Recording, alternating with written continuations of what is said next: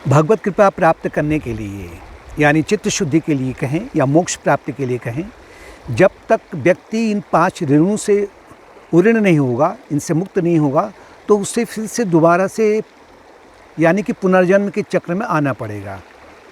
और इसी जन्म में अगर आप थोड़ा सा विवेक लगाएं, अपने तीक्ष्ण बुद्धि का प्रयोग करें, विवेक का प्रयोग करें, तो आपको ज्ञात होगा कि अनेक प्रकार के जो दुख आए हैं, जन्म से जब से होश संभाली है अभी तक दुखों का अंबार लगा हुआ है। तो इसके लिए जो 5 ऋण कौन है, वो है, पहला ऋण है देव ऋण। देव ऋण का तात्पर्य है कि प्रार्थना करना, ध्यान करना, भक्ति मार्ग का पालन करना, या ईश्वर की या जो अवतार हैं उनकी कथा को सुनना, श्रवण कराना या आयोजन करना। दूसरा है ऋषि ऋण। ऋषि ऋण का तात्पर्य है जो कुछ भी आज हमारे पास में प्राप्त है, चित्त शुद्धि का जो भी साधन है, अगर ये ऋषिगण नहीं होते तो कोई भी व्यक्ति आत्मज्ञान की ओर नहीं बढ़ सकता।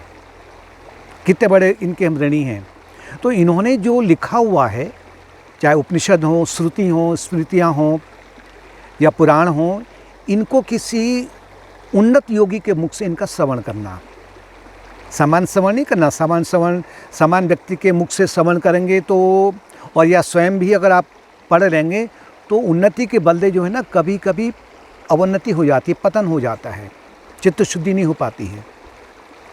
तो इन अभी जो आधुनिक काल के जो हमारे ऋषि मुनि हैं, उन्होंने अभी आजकल तो महान बहुत ज़्यादा माध्यम है ना आपके पास में, जैसे यूट्यूब है, यानी कि इलेक्ट्रॉनिक मीडिया है, प्रिंट मीडिया है, सोशल मीडिया है। इनमें आपको जो योगी जन हैं, आत्मज्ञानी जो संत हैं, इनके अमृतमय वचन का श्रवण करना, इससे दूसरा जो ऋण है, ऋषि ऋण से हम मुक्त होते हैं। तीसरा है पितृ ऋण, क्योंकि हमें हम परिवार में, जिस कुल में हमारा जन्म हुआ है, एक प्रकार से उनके हम आभारी हैं, क्योंकि अगर उन्होंने अपने कुल में आकर हमें जन्म नहीं दिया होता तो हमें ये शास्त्रों की या इनकी प्राप्ति नहीं हो पाती। तो उसमें तो मुख्य जो है, जो सामान्य परिपाटी है हिंदू धर्म में, वो तो है श्राद्ध करना, या श्राद्ध के दिन या अपने पूर्वज जो हैं उनके नाम से कुछ दान करना इत्यादि करना। लेकिन जो दैनिक जीवन में जो असली जो ऋण है, उसे जिससे ऋण होना है, वह है दैनिक जीवन में सदाचार का व्यवहार करना।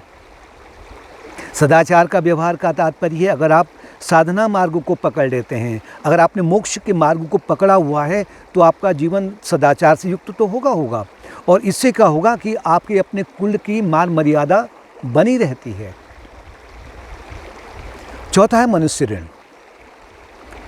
मानव सेवा के रूप में जो कुछ हम क्या कर सकते हैं, क्योंकि जो कुछ भी साधन हमारे पास में है, वो इनके लिए हम बहुत सारे लोगों के ऋणी हैं, चाहे वो अभी अपने शरीर में हो या ना हो।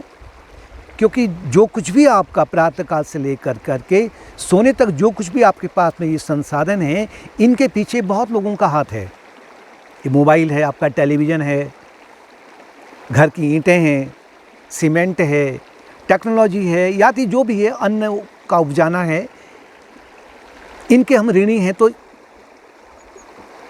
ईश्वर की मानव सेवा के रूप में, ईश्वर की सेवा मानव सेवा के रूप में करना, जिससे कि हम मानव उस ऋण से उऋण हो जाएं। पांचवा है जीव ऋण। जीव ऋण का तात्पर्य है, हम इन जीवों के भी बड़े ऋणी हैं, चाहे वो इंसेक्ट हो, कीट हो, जलीय जंतु हो, स्थलीय जंतु हो, इन सब के ऋणी हैं। इनके प्रति अर्थात सभी जीवों के प्रति दया भाव को रखना, हिंसा इनके प्रति नहीं रखना। और ये 5 ऋण से अगर आप इनमें अगर इस कार्य को कर रहे हैं, तो आप 5 ऋण से उऋण हो रहे हैं। और जो अंत में जो बचा रहता है, उसके लिए क्षमा भाव, ईश्वर से क्षमा मांगनी चाहिए।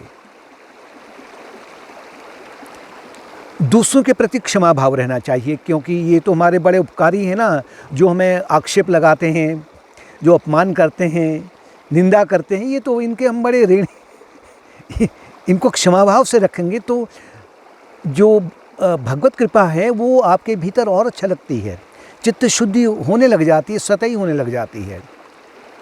और इस प्रकार से हम 5 ऋणों से अगर ऋण होने का प्रयत्न करेंगे तो आपका जो मार्ग है मोक्ष की ओर बड़ा प्रशस्त होते जाएगा।